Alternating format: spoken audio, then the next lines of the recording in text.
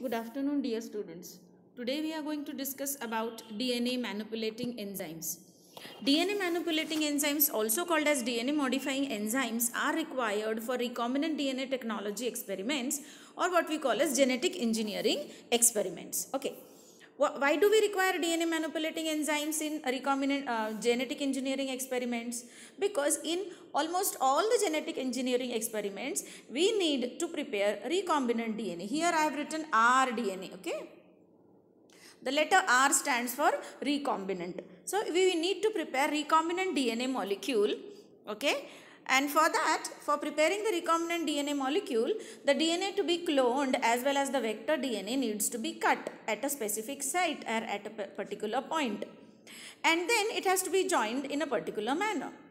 Okay, so while carrying out genetic engineering experiments, we want to prepare recombinant DNA. So for that we have to break the vector, insert the foreign DNA fragment inside the vector. Sometimes we have to shorten the DNA length.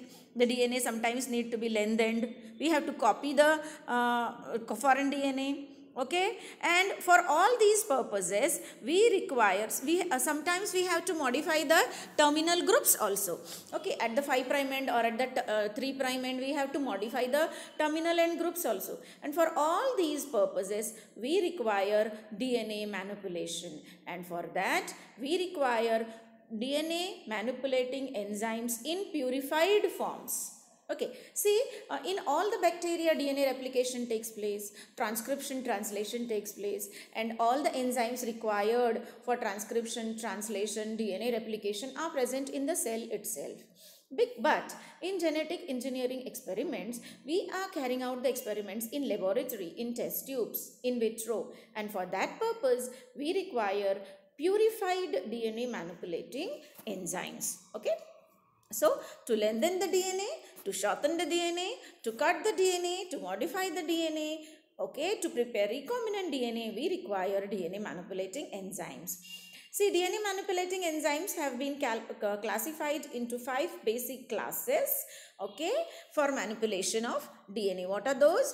Nucleases, DNA ligase. What are the DNA manipulating enzymes? The classes are nucleases.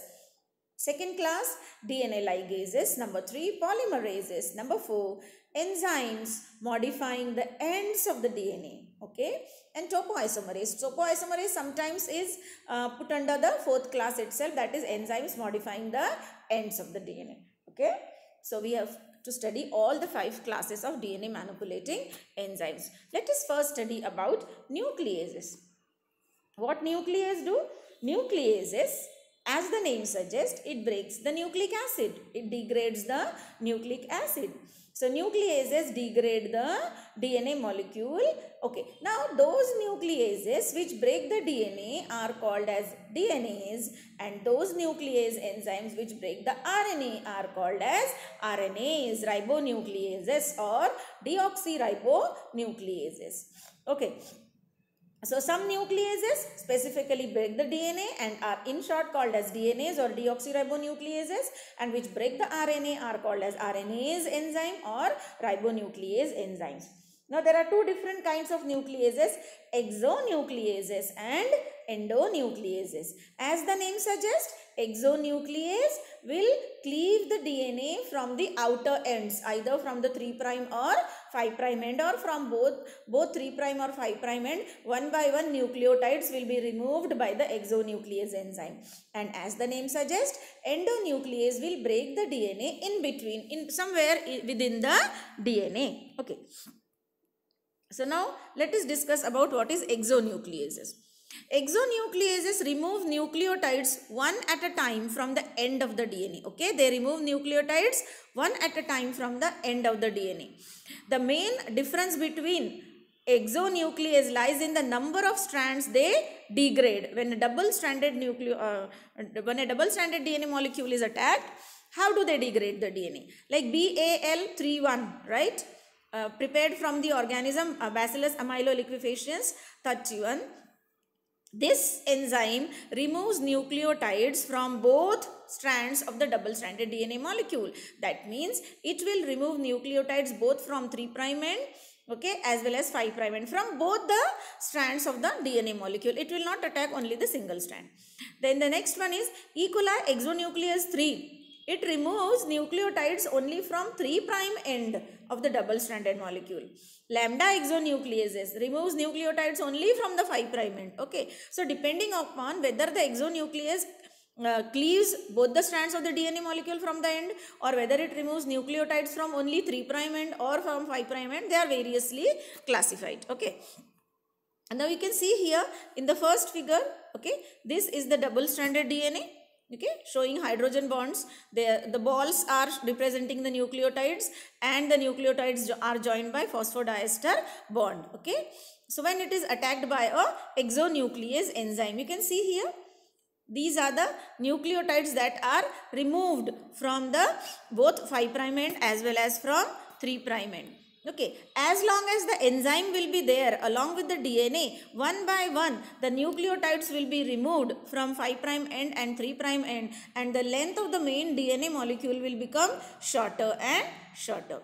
So you can see the nucleotides are being removed from both 3 prime end as well as from 5 prime end, and the DNA becomes shorter and shorter. Say BAL31 enzyme removes nucleotides from both the ends, that is from 5 prime end as well as from the 3 prime end, as shown in the first figure. Okay, it removes nucleotides from both ends, 5 prime as well as 3 prime end. If you look at exonuclease 3 from E. coli, it removes nucleotides only from the 3 prime end. You can look at the diagram and see the nucleotides are removed only from the 3 prime end and not from the 5 prime end. So one by one nucleotides will be removed from the 3 prime end, and a 5 prime extended arm will be created. Is that clear? So depending upon the exonuclease used, it will either remove nucleotides from both the strands or from single strands. If you look at the second class of nucleases, that is endonucleases, they are able to break the internal phosphodiester bond. They do not remove nucleotide from the end of the DNA molecule. They are endonucleases. They are able to break the internal phosphodiester bonds and create pieces of DNA. Okay, say for example, S1 endonuclease cleaves only single stranded DNA molecule. Okay, including single stranded Nic in mainly double stranded DNA. Okay, so S1 endonuclease cleaves only single stranded DNA molecule, or if the molecule is double stranded, it will create Nic only in one of the two strands. So S1 endonuclease. What is the role of endonuclease enzyme? To break the phosphodiester DNA which are internal in between the DNA molecule, creating pieces of DNA.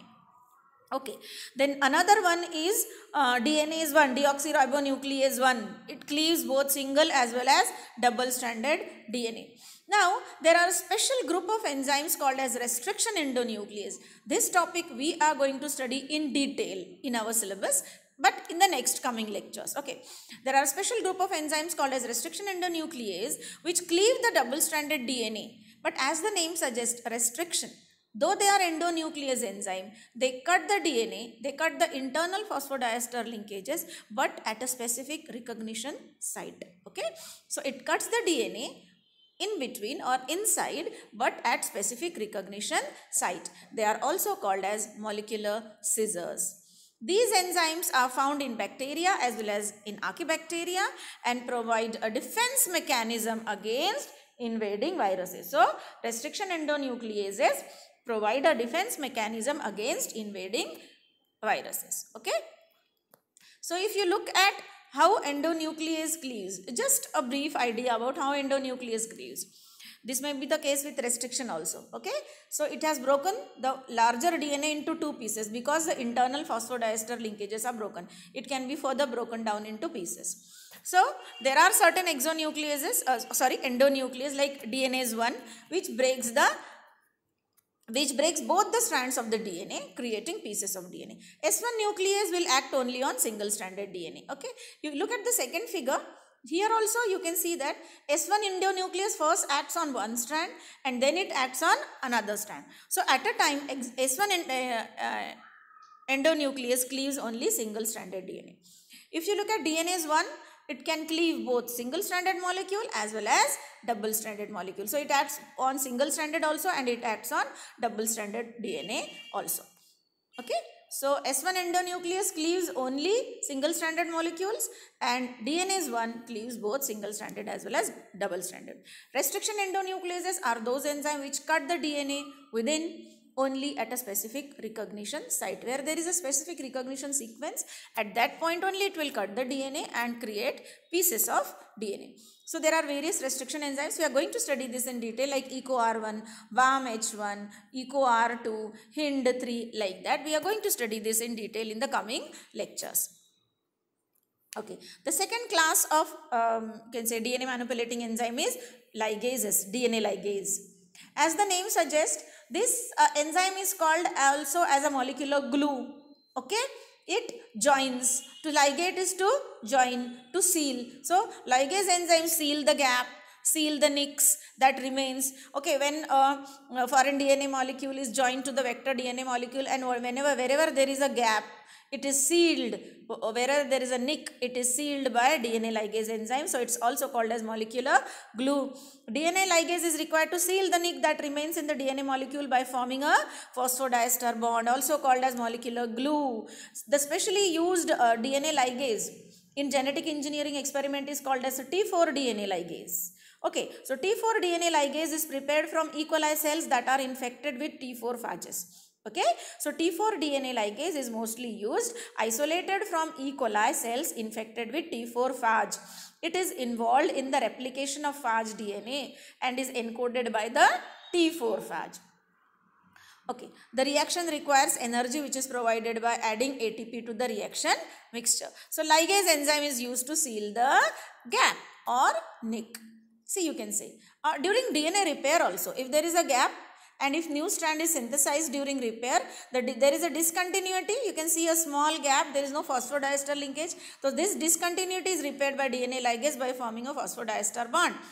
If there are two DNA molecules and they need to be joined, they can be joined by T4 DNA ligase. So ligase is used for ligation or joining of DNA molecules or sealing the gaps.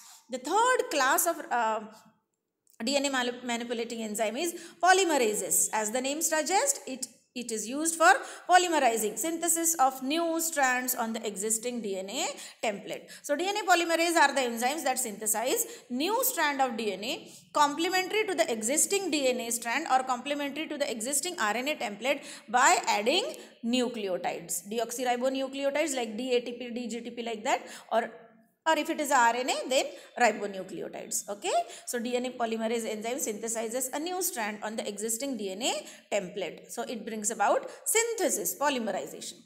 Now the basic polymerase reaction, if you look at the basic polymerase reaction, it involves synthesis of new DNA strand along the existing DNA template in 5' to 3' direction. So polymerase reaction is, what is polymerase reaction? Synthesis of new DNA strand along the existing DNA template in 5' to 3' direction. Most of the DNA polymerase enzyme require a double-stranded primer region of the template to initiate the synthesis. Okay. In genetic engineering, 3 types of polymerases are generally used. What are the 3 different types of polymerases that are used? DNA polymerase 1, first one. Number 2, clinopolymerase or clinofragment, and number 3, reverse transcriptase. Okay. So 3 different types of polymerases are used in genetic engineering experiments: DNA polymerase 1, clinopolymerase, and reverse transcriptase. Okay. Now let us discuss one by one what is DNA polymerase. Okay. Now DNA polymerase 1, it has both polymerization as well as synthesis action. Okay.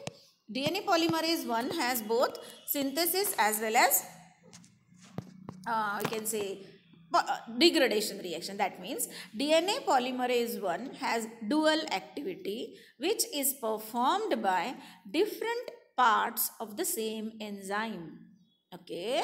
Now DNA polymerase 1 has polymerization action. So it synthesizes a new strand on the existing strand. If there is a gap in a double-stranded DNA molecule, then in the gap, new nucleotides will be synthesized complementary to the existing DNA strand. That means the gap will be filled by the DNA polymerase 1 synthesis action. But the DNA polymerase 1 also removes, okay, the synthesis of new nucleotide is you can say followed by degradation of the existing nucleotides. So whatever existing nucleotides are there, they also are degraded, and then new nucleotides are synthesized. So DNA polymerase 1 brings about both the action: synthesis of new strand, that is polymerization reaction.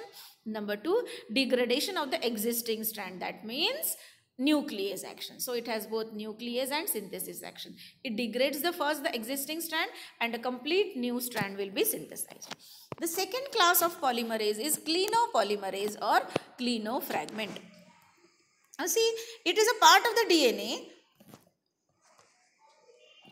So DNA polymerase 1 has both synthesis and degradation, that is polymerization and nuclease action. Right. Clinopolymerase or clinofragment, it has a part of DNA polymerase. It is a part of DNA polymerase enzyme. Okay. DNA polymerase enzyme actually has two parts. Number one is one which has synthesis function, another which has degradation function. So clinopolymerase is that part of the DNA polymerase enzyme which has only synthesis function. It lacks nuclease activity. It can only bring about polymerization action. That means it can only synthesize new DNA strand on the existing strand. So clinopolymerase can synthesize only new strand. It does not possess nuclease activity. It does not degrade the existing nucleotide. So it is therefore used to fill the nick by synthesizing a complementary DNA strand on a single stranded template. It cannot degrade nucleotides, or it does not replace the existing nucleotides, right? Third kind of polymerase that is used in genetic engineering experiment is reverse transcriptase enzyme. Reverse transcriptase enzyme has reverse reaction. What is transcription? Okay, synthesis of RNA on DNA, right? That is transcription. So synthesis of RNA, that means DNA dependent RNA polymerase will synthesize RNA on DNA. That what happens during protein synthesis. Reverse transcriptase has reverse transcription action. That means synthesis of DNA on RNA templates. What is the action of reverse transcriptase enzyme? It is also a polymerase enzyme, but it synthesizes DNA on RNA. So on the RNA template, DNA strand will be synthesized. The reaction is called as reverse transcription, and the enzyme is called as reverse transcriptase. It is RNA dependent DNA polymerase. It is very important. This property is very important for synthesizing complementary DNA, cDNA, for preparing cDNA library or for cDNA cloning. Reverse transcriptase is involved in the replication of several kinds of viruses. There are so many viruses in which the genomic material is RNA. In that case, DNA is synthesized by reverse transcriptase enzyme. Okay, so if you look at polymerase enzyme, what is the basic reaction? There is a template strand. You can see here, this is a template strand. Okay, and in the 5' to 3' direction, new strand will be synthesized, as you can see here in this figure. In the red color, we have shown new nucleotide. So this is a new strand that is synthesized. That is polymerization reaction. And DNA polymerase always requires a primer. Okay. Now, if you look at DNA polymerase 1, what is it? You can see that here there is a gap. So across the gap, new nucleotides are added. That means new strand is synthesized. Okay. But at the same time, you can see there were 4 existing nucleotides. What were those? GCAT. First, the DNA polymerase synthesizes the new nucleotides where there is a gap. Then it will degrade the existing nucleotides, will be degraded, right? So you can see existing nucleotides will be degraded, and then new nucleotides will be synthesized, right? So this is how polymerase 1 synthesizes also and degrades also. So first it degrades the existing nucleotides, and all new nucleotides will be synthesized. If you look at clinofragment or clinopolymerase, it will only add nucleotides across the gap. Existing nucleotides are not replaced. Okay, so only the nick is filled. That means it has only polymerization action. If you look at reverse transcriptase, you can see that there is an RNA template here. So this is an RNA template, and on the RNA template, the new strand of DNA is synthesized. Okay, complementary DNA is synthesized on the RNA by the action of reverse transcriptase enzyme. Okay, now the fourth class of DNA manipulating enzymes are enzymes modifying the ends of the DNA. Enzymes modifying the ends of the DNA. Okay, so there are different types of enzymes that modify the end of the DNA. See, sometimes you need to add phosphate group from at the end. Sometimes you need to remove the phosphate group and add a new radionucleotide phosphate group. Sometimes you want to remove the OH group. Sometimes you want to add the OH group. Sometimes you want to add certain nucleotides at the 3' end. Okay. So, there are many times in which we want to modify the ends of the DNA. So, there are numerous enzymes that modify the ends of the DNA molecule either by addition or removal of specific chemical group or by addition of a certain nucleotides. Okay. They are also called as end modification enzymes. Okay, they are also called as end modification enzymes. So there are numerous enzymes which modify the DNA molecule by adding or removing specific chemical group from the end, either from 3' or from the 5' end. The most important, number 1, alkaline phosphatase enzyme. First is alkaline phosphatase enzyme. It removes phosphate group from the 5' end of the DNA strand. What is the role of alkaline phosphatase enzyme? To remove phosphate group from the 5' end. There are certain reactions in which we want to replace the existing phosphate group by a radionucleotide phosphorus. So we have to remove the 5' phosphate group. So for removing 5' phosphate group, which enzyme is used? Alkaline phosphatase. Next, polynucleotide kinase enzyme, T4 polynucleotide kinase.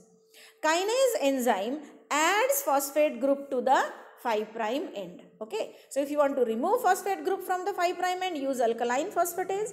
If you want to add phosphate group to the 5' end, use polynucleotide kinase enzyme.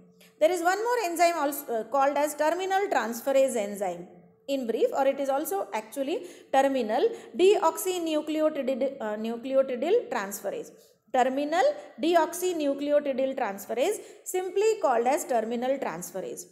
This enzyme is used to add one or more deoxyribonucleotides to the 3' end of single as well as double stranded DNA molecule. Okay, this is also called as tailing. To add 3' to add a poly A tail or poly T tail, like a tail is a small oligonucleotide sequence containing only A or T.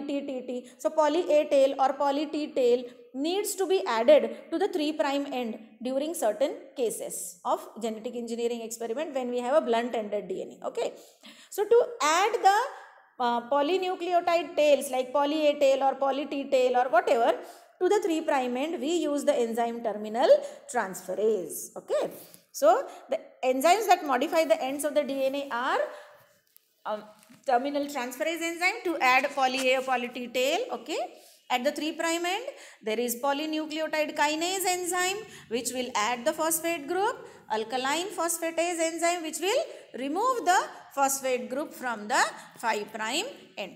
So removing the phosphate group from the 5' end. And what is the this is the role of alkaline phosphatase enzyme. You can see here that there is a phosphate group at the 5' end. By the action of alkaline phosphatase enzyme, the group has been removed and it has been replaced by OH group. If you look at polynucleotide kinase enzyme, there is OH group at the 5' end. The enzyme will add phosphate group at the 5' end. If you look at terminal transferase enzyme, at the 3' end, you can see here, either in a single stranded DNA or in a double stranded DNA, a poly A tail can be added.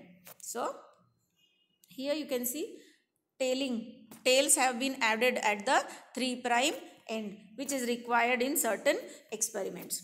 The last one here is topoisomerase. These are the enzymes which either introduce or remove supercoil from covalently closed circular DNA, that is plasmid DNA.